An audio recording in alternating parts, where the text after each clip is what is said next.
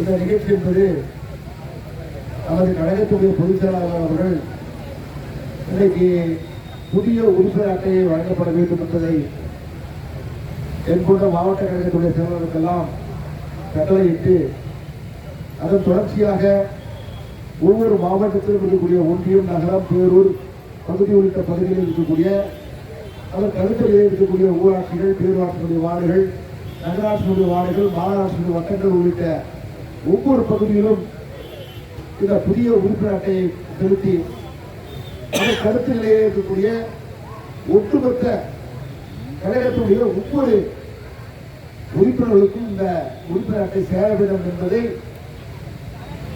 இதை கட்டாயமாக்கப்படும் என்பதை எங்களுக்கெல்லாம் அறிவுறுத்தி மாண்புமிகு கழகத்துறை பொதுச் செயலாளர் அவர்கள் சொன்னதை ஏற்று இந்த நிகழ்ச்சியை நாங்கள் நடத்தி கொண்டிருக்கின்றோம். ஆக அனைத்து இந்திய அண்ணா திராவிட முன்னேற்ற கழகம் என்பது இன்றைக்கு பொன்மனச்செம்மல் புரட்சித் தலைவர் டாக்டர் எம்ஜிஆர் அவர்கள் உருவாக்கப்பட்டு பொன்மனச்செம்மல் டாக்டர் எம்ஜிஆர் அவர்கள் இருக்கின்ற பொழுது 25 லட்சம் உறுப்பினர்களுடைய இந்த இயக்கம் புரட்சித் தலைவருடைய மறைவுக்கு பின்னால் நம் இதயம் புரட்சித் தலைவருடைய அரசியல் வாரிசாக திகழ்ந்த நம் இதயம் டாக்டர் புரட்சித் தலைவர் அம்மா அவர்கள் இன்றைக்கு அனைத்து அண்ணா திராவிட முன்னேற்ற கழகத்துடைய தொண்டர்களை 1.5 கோடி தொண்டர்களாக உருவாக்கி தந்த பெருமைக்கு சொந்தக்காரர் நம் இதயம் டாக்டர் புரட்சித் தலைவர் அம்மா அவர்கள். இந்த இயக்கம் என்பது அனைத்து இந்திய அண்ணா திராவிட முன்னேற்ற கழகம் என்கிற இயக்கம் என்பது வந்திருக்கக்கூடிய ஒட்டுமொத்த நிர்வாகிகளை நான் சொல்லிக்கொள்ள நான் கடமைப்பட்டிருக்கின்றேன். இந்த இயக்கத்தினுடைய வரலாறு அனைத்து இந்திய அண்ணா திராவிட முன்னேற்ற கழகம் என்று சொன்னாலே, இந்த இயக்கத்துடைய உறுப்பினர் என்று சொன்னாலே ஒரு மிகப்பெரிய பெருமைக்கு சொந்தக்காரர்கள் நாம். காரணம், பேரறிஞர் அண்ணா அவர்கள் சொல்லியிருக்கிறார்கள், கடமை, கண்ணியம், கட்டுப்பாடு என்கின்ற தத்துவத்தை வகுத்து தந்தவர் பேரறிஞர் அண்ணா அவர்கள்.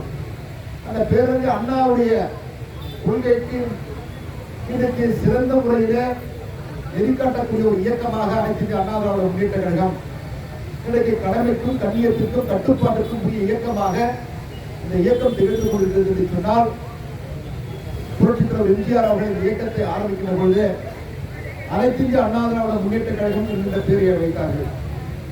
அந்த அனைத்து இந்திய அண்ணா திராவிட முன்னேற்ற கழகம் என்கின்ற பேர் இயக்கம் புரட்சித் தலைவர் அம்மாவுடைய காலகட்டத்தில் இந்திய திருநாட்டிலே 3வது மிகப்பெரிய இயக்கமாக உருவாக்கி இந்திய திருநாட்டுக்கே ஒரு பெருமை சேர்த்த ஒரு இயக்கம் தான் அனைத்து இந்திய அண்ணா திராவிட முன்னேற்ற கழகம். இந்திய திருநாட்டிலே ஒரு 3வது மிகப்பெரிய இயக்கம் மட்டுமல்ல, புரட்சித் தலைவர் இந்த இயக்கத்தை ஆரம்பிக்கின்ற பொழுது அன்றைய காலகட்டத்தில் இன்றைக்கு ஒரு உறுப்பினராக இருக்கக்கூடியவர் ஒரு ரேஷன் கடையில் ஒரு பணியாக இருந்தாலும் சரி, அல்லது அரசியல் வேறு எந்த பணியாக இருந்தாலும் சரி, அப்படி அந்த அரசு பதவிகள் கிடைக்கின்ற பொழுது இயக்கத்திலே உறுப்பினராக இருக்கின்ற பொழுது அவருக்கு பிரியாரிட்டி கொடுத்தார் புரட்சித் தலைவர்.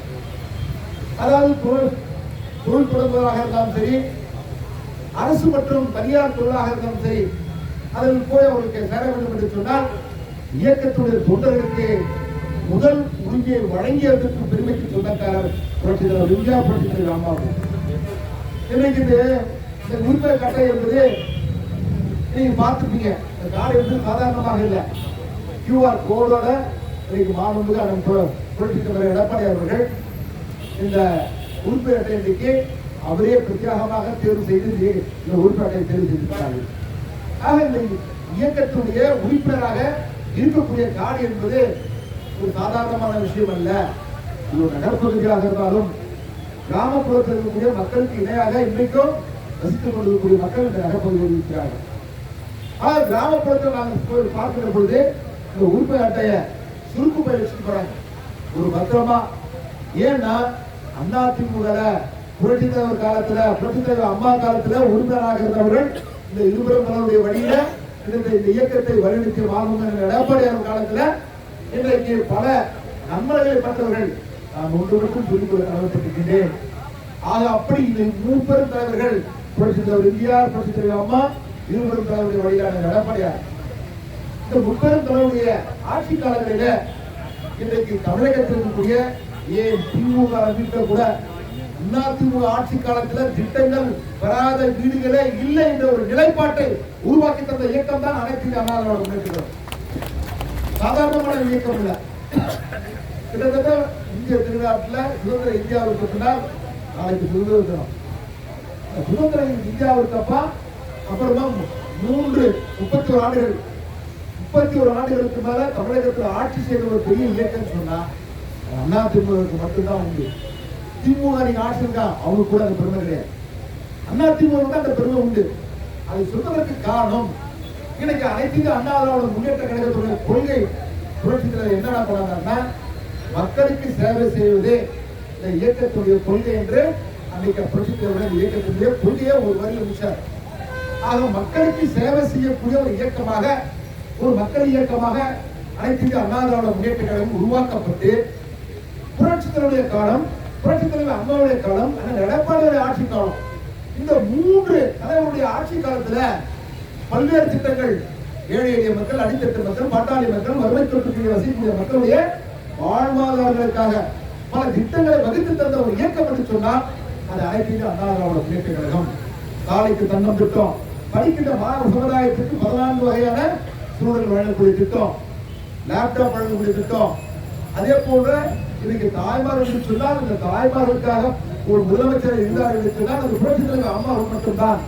ஆக ஒரு பல்வேறு திட்டங்களை இன்னைக்கு தொட்டில் குழந்தை திட்டம் முதற்கொண்டு பல திட்டங்களை எல்லாம் மிக்சி ஃபேன் கிரைண்டர் கொடுத்த திட்டம் எல்லாம் ஒரு ஆக்கப்பூர்வமான திட்டங்களை தந்தவர் புரட்சித் தலைவர் அம்மா.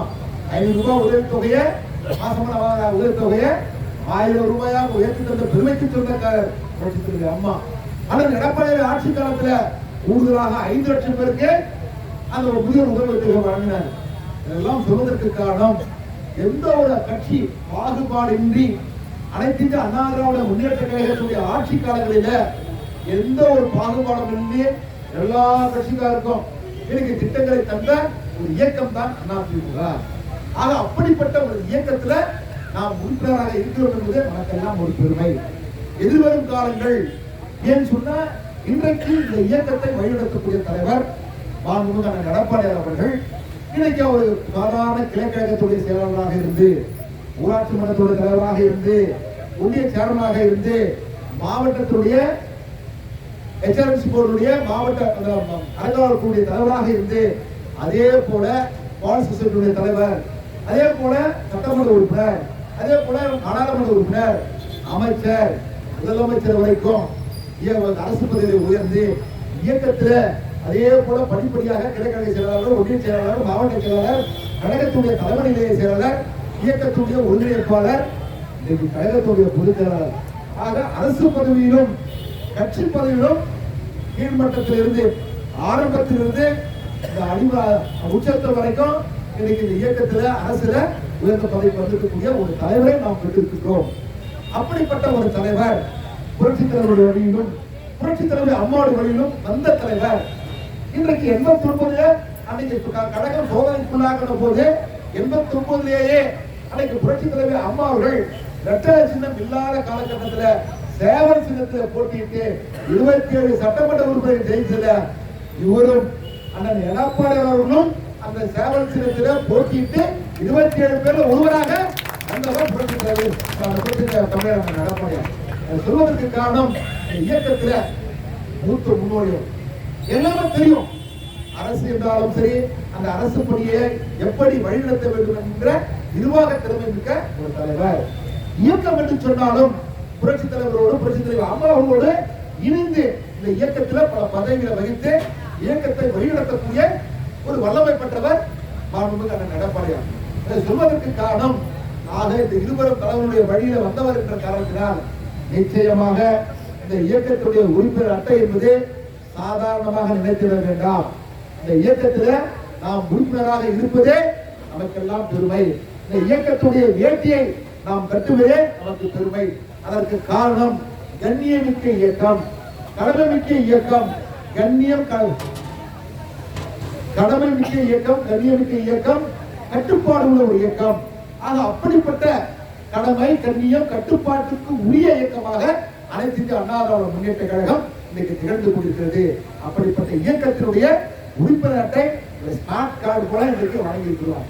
ஸ்மார்ட் கார்டு போல இருக்கக்கூடிய இந்த இயக்கத்துடைய உறுப்பினர் அட்டையை பெற்றுக்கொண்டு சொன்னால் இயக்கத்தினது உறுப்பினர் அட்டையில பின்பக்கமா நீங்க பாத்தீங்கன்னு சொன்னா இந்த QR கோடு இருக்குது.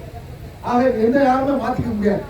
இந்த QR கோடு இருக்கிறனாலையோ இந்த உறுப்பினரா இல்லையா என்பதோ நிச்சயமாக எதிர்வரும் காலங்களில் புரட்சித் தலைவர் எப்படி இந்த இயக்கத்துடைய உறுப்பினருக்கு வாழ்வளித்தாரோ, புரட்சித் தலைவர் அம்மா அவர்கள் இந்த இயக்கத்துடைய உறுப்பினருக்கு எப்படி எல்லாம் வாழ்வளித்தார்களோ, நிச்சயமாக இந்த இருவரும் தலைவருடைய வழியில் இந்த இயக்கத்தை வழிநடத்துகின்ற மாண்புமிகு அண்ணன் எடப்பாடி அவர்களும் இயக்கத்துடைய சாதாரண தொண்டனுக்கும் வாழ்வளிக்கக்கூடிய ஒரு தலைவராக நிச்சயமாக உருவெடுப்பார்.